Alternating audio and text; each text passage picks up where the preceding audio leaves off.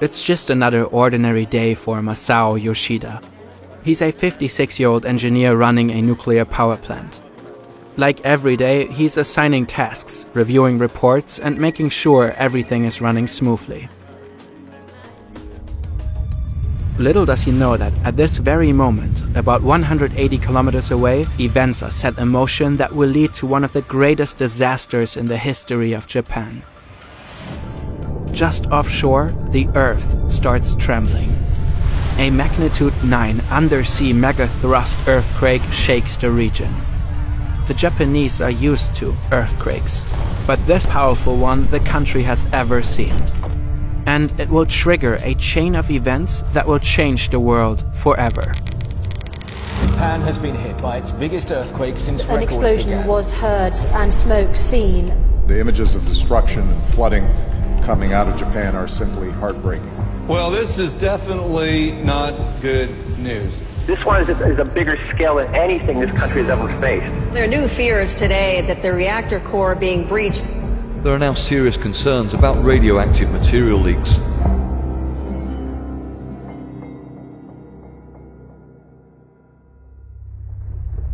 Masao Yoshida is in his office when the earthquake strikes. By the time it's over, the entire nuclear plant has lost power. The quake has cut Fukushima Daiichi off from the electrical grid. Although they generate their own electricity, nuclear plants still rely on external power to operate. Fukushima Daiichi has 6 reactor units. Each reactor houses radioactive fuel rods. Nuclear fission generates intense heat that turns water into steam. That steam then drives massive turbines to produce electricity. The fuel rods continue to generate heat even when the reactors are shut down. That's why they need to be cooled at all times. The plant has emergency diesel generators, or EDGs, to keep the water pumps running in case of a power outage. Reactor 1 is an older model that instead uses an isolation condenser to cool the rods. Units 1 to 3 automatically shut down after the earthquake. Units 4 to 6 have already been offline for maintenance. With grid power gone, the backup generators kick in to keep the cooling systems operational. Masao Yoshida immediately evacuates his staff. The plant has a designated emergency response center with seismic filters to withstand earthquakes. Yoshida and parts of his staff shelter there. Disaster drills are routine, but when a real emergency unfolds, chaos takes over. Now, they need to stay calm and hope the cooling systems hold. Because if they don't, the worst-case scenario looms: a full-scale nuclear meltdown. The fuel rods could melt into an extremely hot and radioactive mass. That mass could reach temperatures of up to 2000 degrees Celsius and melt through the reactor pressure vessel. It could leak into the environment and contaminate vast areas, rendering them completely uninhabitable for decades. The heat also builds up immense pressure inside the reactor. If it gets too high, the reactor could explode. At the ERC, Yoshida checks in with other operators across the plant. He's trying to assess the status of the reactors. Everything appears to be stable so far. The backup generators are running. The cooling systems seem to work. For a brief moment, everyone eases up a bit. But the earthquake was just the beginning. Events like Fukushima remind us why the world needs experts who can design safer systems and respond to crises. Out on the water, waves start building. They're small at first, but grow larger and more powerful as they approach the coast. Fukushima Daiichi sits right on the shoreline. It's designed to withstand waves up to 6 meters high. But against this monster tsunami, the walls don't stand a chance. A wave of almost 15 meters washes over the nuclear plant. Roads and pathways disappear underwater. Vehicles are swept away like paper boats. People run for their lives, seeking shelter on higher floors. About 8 minutes later, a second wave strikes, almost as high as the first. Containment buildings, turbines, offices. The flood just swallows the entire site. Yoshida monitors the situation from the ERC. A report comes in from the control room in Reactor 1. The tsunami has flooded the diesel generators. The lights are out and the instrument panels have gone dark. The isolated condenser at Reactor 1 has lost signal from the control room and gone into automatic shutdown. Without electricity, the engineers have no idea what's happening inside the reactors. They don't know if a meltdown can still be prevented, or if it's already well underway. Yoshida knows that this situation extends far beyond the power plant itself. He reports to the local and national governments. Throughout the afternoon, a team of engineers tries to restart the isolated condenser to cool Reactor 1. But they fail. While Yoshida and his team are fighting to cool the reactors, the outside world takes stock of the havoc the tsunami wreaked. The waves have inundated large parts of the eastern coastline. Miyagi Prefecture is among the most affected. These are the areas hit by the tsunami. Tens of thousands of people have lost their lives. 100,000 people are forced to evacuate, and about 1 million homes are destroyed. The entire region is wrecked. But right now, the world's eyes are fixed on the looming nuclear disaster at Fukushima Daiichi. The workers at the plant are forced to get creative. They hook up car batteries to the instrument panels to restore the lights. Now they can finally read the parameters again and monitor the situation. Pressure inside the reactor is rising fast. Without cooling, the intense heat will boil the remaining water into steam and force the pressure even higher. There's only one option left to prevent an explosion: venting. That's a last resort procedure where special valves are opened to release steam and reduce pressure inside the reactor. Venting might prevent an explosion, but it has a price. Radioactive material could be released into the atmosphere, causing extreme levels of contamination. Which is why Masao Yoshida considers it the very last resort. Amidst the chaos, he's in close contact with the Tokyo headquarters of TEPCO, the power company that owns and operates the plant. But communication is difficult. People at HQ don't seem to grasp the gravity of the situation. Yoshida and his team feel abandoned. The water level in Reactor 1 is checked every 15 minutes and manually recorded next to the gauge. It appears to be rising. Maybe the water is not evaporating after all. The staff is relieved. They don't know the gauge is wrong. The worst-case scenario at Reactor 1 is already fully underway. The meltdown is happening. Radiation levels on site start spiking on the very first night. Yoshida fears the worst. What if Reactor 1 has a leak and is already releasing radioactive material? He receives new orders from TEPCO headquarters. The venting process must be started immediately to relieve pressure inside the reactor. But Yoshida hesitates. The plant is still without power, and without it, venting can't be done remotely. The valves have to be opened manually, which means Yoshida has to send his workers into potentially contaminated areas. The radiation there could already be deadly. He faces an impossible choice: defy orders from the top, or risk the lives of his team.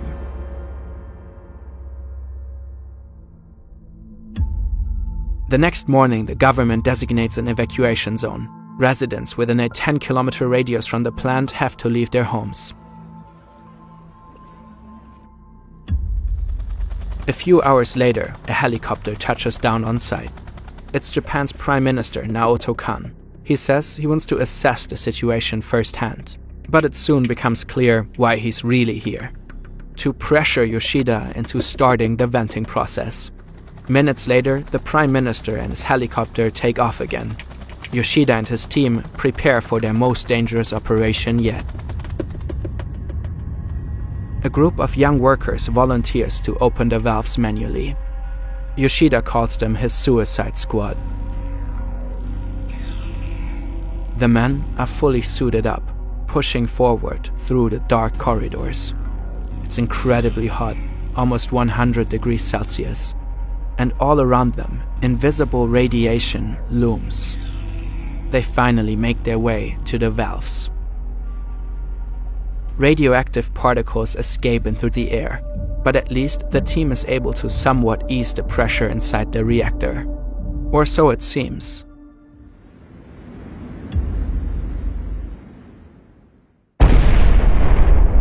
A massive explosion tears through the air. The blast is heard for miles. It's Reactor Unit 1, or more precisely, its roof. It has been blown apart. 4 workers are injured. The superheated, vaporizing cooling water inside the vessel reacted with the molten fuel rods, producing hydrogen gas. Trapped beneath the roof, the hydrogen formed an explosive bubble and ignited. A huge amount of radiation is released into the environment, and the entire world is watching live on TV. A steam hydrogen explosion. Officials are still trying to figure out how much radiation escaped. Fears of a nuclear meltdown. But official reports are contradictory. Japan's Nuclear and Industrial Safety Agency NISA talks about a nuclear meltdown before the explosion has even happened. TEPCO and the Japanese government deny it. The evacuation zone is expanded to 20 kilometers. More people are forced to leave their homes. For now, the wind is pushing the radioactive cloud out onto the Pacific. But if it turns, it could blow straight towards Tokyo. At the plant, another issue comes up.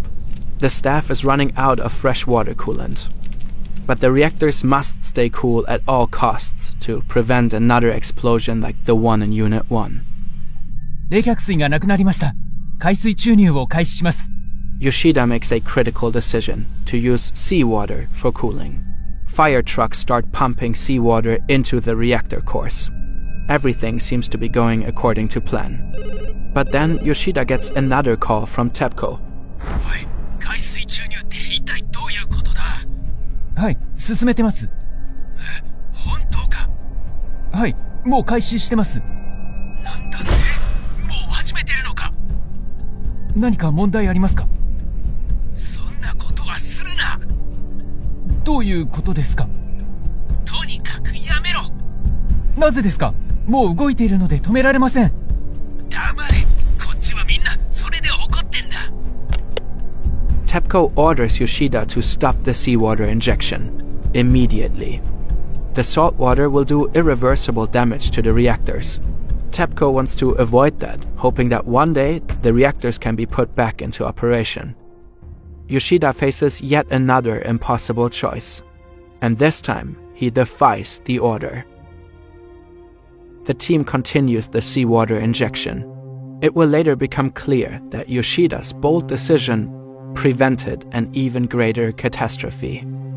Slowly but steadily, the reactor temperatures begin to drop. 2 days later,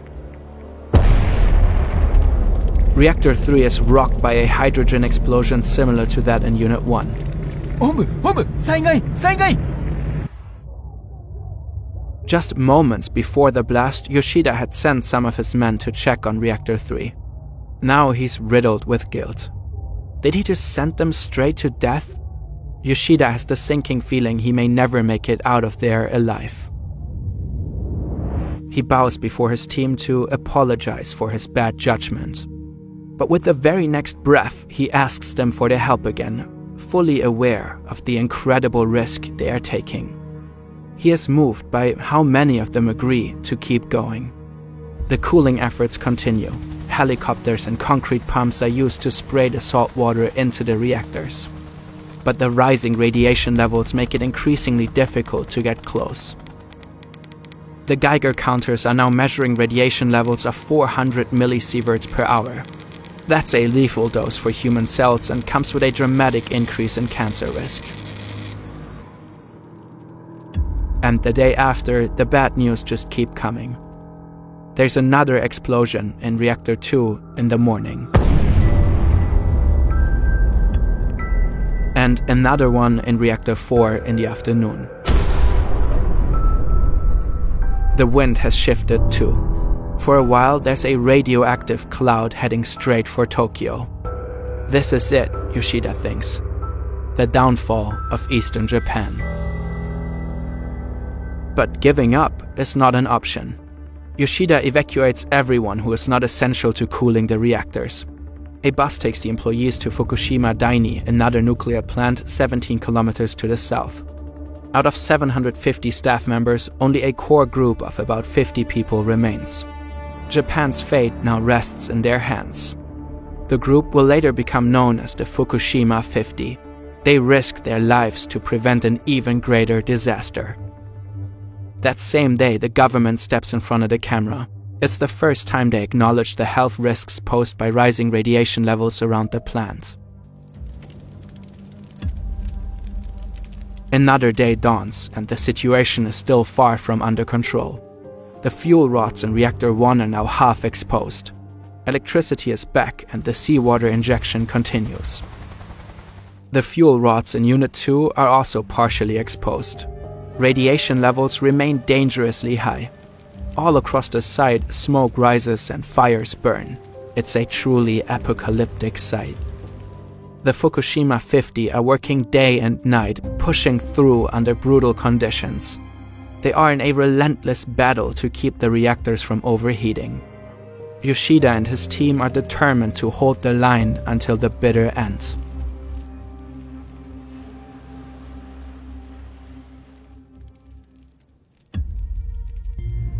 Six days after the earthquake, Japan assesses the true scale of the disaster. The quake and resulting tsunami have devastated whole regions. Entire cities and landscapes are underwater. The plant has finally been reconnected to the power grid. The reactors can be cooled without interruption.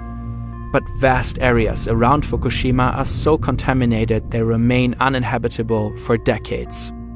The disaster has led to the release of massive amounts of radioactive material. One of the biggest concerns is the isotope cesium-137. It has a half-life of about 30 years, meaning even after 3 decades, half of the original amount will still remain. The radiation levels are so extreme that Fukushima is now considered the second worst nuclear disaster in history after Chernobyl. Cleaning up the area is a major challenge. Workers remove layers of contaminated soil from playgrounds, parks, and farmland. Houses and streets are hosed down to wash away toxicity. Millions of plastic bags are filled with radioactive waste. The images of Fukushima shake Japan and the rest of the world. And they stir anti-nuclear sentiment. In Tokyo, thousands rally when they learn about the country's plan to reopen the reactors idled in the disaster. In Germany, where anti-nuclear sentiment has been growing for years, Fukushima becomes the final tipping point. Just days after the Fukushima meltdown, Berlin announces a moratorium on nuclear energy. Germany will phase out nuclear power for good. 14 years have passed since the Fukushima nuclear accident, and the situation is still not fully under control. The fuel rods inside the reactor have yet to be removed. Cooling water continues to leak. And since nobody knows what to do with all that contaminated coolant, TEPCO is gradually releasing it back into the ocean. The plant's operating company has faced harsh criticism during and after the disaster. They are accused of deliberately withholding important information and repeatedly downplaying the true scale of the catastrophe. Then Prime Minister Naoto Kan accused TEPCO of putting corporate interests above national security. The company did not officially confirm the nuclear meltdown inside the reactors until 2 months after it actually happened. And it took several years to uncover the full extent of human error. In 2015, a study found that the nuclear accident could have been prevented. Other investigations came to a similar conclusion. The staff at the nuclear plant had never been properly trained for emergencies. Reports say TEPCO had been covering up safety risks for years before the accident, falsifying inspection and maintenance reports. Apparently, TEPCO knew since the 90s that the plant could someday be struck by waves of up to 10 meters, but failed to take protective measures. In 2022, 4 high-ranking TEPCO managers were fined billions. But Japan as a whole has paid a much bigger price.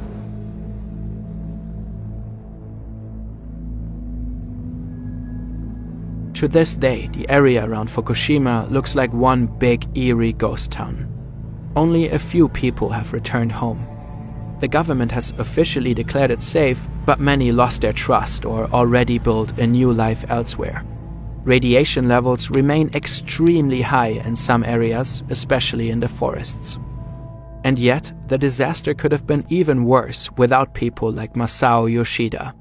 He died of esophageal cancer 2 years after the meltdown. According to Japanese news reports, his illness was not related to radiation exposure. It was just bad luck.